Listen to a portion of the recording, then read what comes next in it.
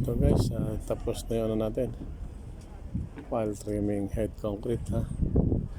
Naputol na natin lahat yung mga naka-expose, yung hindi pa nahuhukay. Saka natin sila puputulin ha. Ito guys ha. Ito yung unang pilote rito. Yan yung sunod-sunod na pilote. Hanggang doon na pile head trimming na natin guys ha. So sa susunod pag nahukay na yung nandun pa, yun ang mga isusunod natin na trimming ha. So guys, ito pile head trimming concrete ito ng natin. So pagyari nito, manual lang gagamitin natin para ma-expose yung starting bar. Yung starting bar na natin, pakikita dyan para kapag install na tayo ng main reinforcement bar ha. Yan guys, so yan, hanggang sa dulo.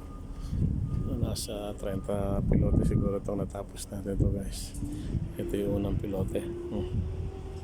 Yan, hanggang doon na pile head trimming na natin. So ngayon yung crane natin na yun, waiting lang siya. Pag na-okay na yung mga pilote hindi pa na-expose, saka natin sa pile head trimming guys. So yan lang guys, ito update natin sa pile trimming. Ito na yung mga natapos natin.